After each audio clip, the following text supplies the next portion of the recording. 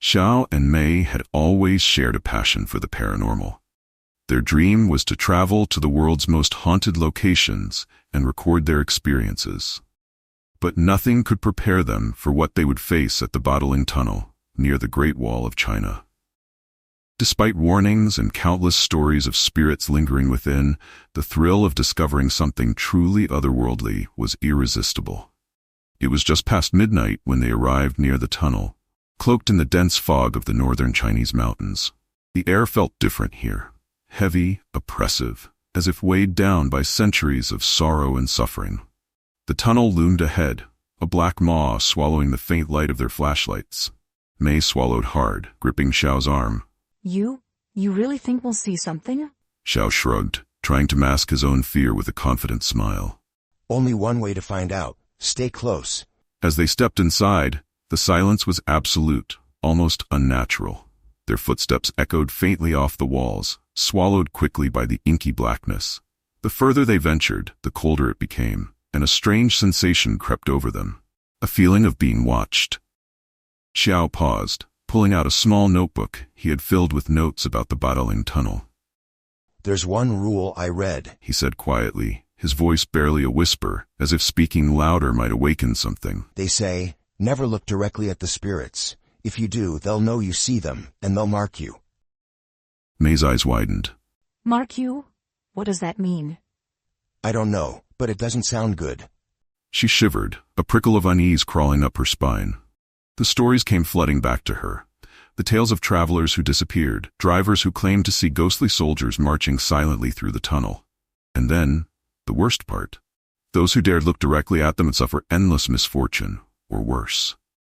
They continued deeper into the tunnel, a bone-chilling cold sinking into their skin. Mei suddenly halted, her eyes fixed on something up ahead. A figure, a shadow that hadn't been there a moment before, stood motionless in the middle of the path, tall and faintly illuminated by their flashlight beams.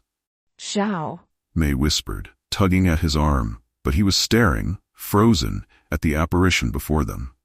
The figure was unmistakably that of a soldier, his form ghostly yet solid, wearing armor from an ancient era. His face was shrouded in darkness, but his posture was rigid, almost as if he were waiting for someone, or something. And behind him, other shadowy figures began to materialize, their faces blank, but their presence intense, filling the tunnel with a heavy, ominous silence. Don't look at them, Xiao hissed, snapping Mei out of her trance. Remember the rule. But it was too late.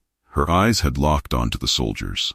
In an instant, she felt a wave of ice-cold terror crash over her, rooting her to the spot. The soldier's head turned slowly toward her, and though his face was hidden, she could feel his gaze, piercing and angry, bearing down on her like a curse. Xiao tried to pull Mei back, but she remained transfixed, her face drained of color. The ghostly soldiers began to march in slow, measured steps, the sound of phantom boots echoing through the tunnel. Panic surged through Xiao as he shook her, whispering frantically, Mei, look away, don't look at them. But Mei's lips were moving, forming soundless words as if she were answering a call he couldn't hear. Xiao, they're telling me. They're showing me. What? Mei, what are you talking about? He shook her harder, but her eyes remained glassy, distant. They're showing me what happened here. She whispered, her voice barely audible. They died here, trapped in the walls. The rocks collapsed. No one helped them. Suddenly, the ground trembled beneath them, and Xiao felt a surge of terror. It was as if the very walls of the tunnel were closing in, suffocating them in darkness. Shadows flickered along the walls, spectral hands reaching out from the stone, pulling at them, as if trying to drag them into the walls. Mei, we have to go. Now. He grabbed her arm, dragging her, but Mei's face twisted in pain as she clutched at her head, screaming. They won't let me go. Xiao, they're here. They're right here. Desperate, Xiao managed to pull Mei toward the entrance, but the whispers grew louder, rising into anguished wails. Faces appeared in the shadows, twisted and hollow, eyes pleading and angry. And then came the whispers, a chorus of tortured voices repeating in eerie unison, Join us! Join us!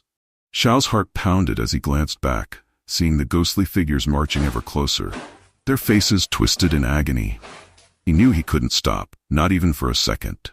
Not daring to look at them directly, he clutched Mei and ran, dragging her with every ounce of strength he had. They burst out of the tunnel, stumbling into the night air. Mei collapsed on the ground, gasping, her hands trembling as she buried her face in them. Xiao knelt beside her, his breath ragged, his heart still racing. But as he looked back, he felt a chill spread over him. Just outside the tunnel, a single figure stood, a soldier, his eyes dark and hollow, his face a mask of despair and rage. A faint whisper echoed from the tunnel, wrapping around them like a curse.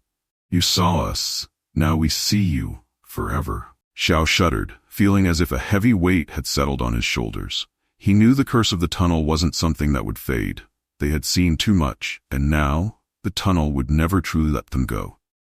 The Badaling Tunnel is a place where the past lingers, where spirits from ancient times still march, awaiting release. If you ever visit, remember to follow the rules. And if you enjoyed this haunting tale, make sure to like, subscribe, and turn on notifications. Another chilling story awaits you on the screen, but remember, sometimes the legends we seek have a way of finding us first. See you in the next one, if the spirits don't come for you first.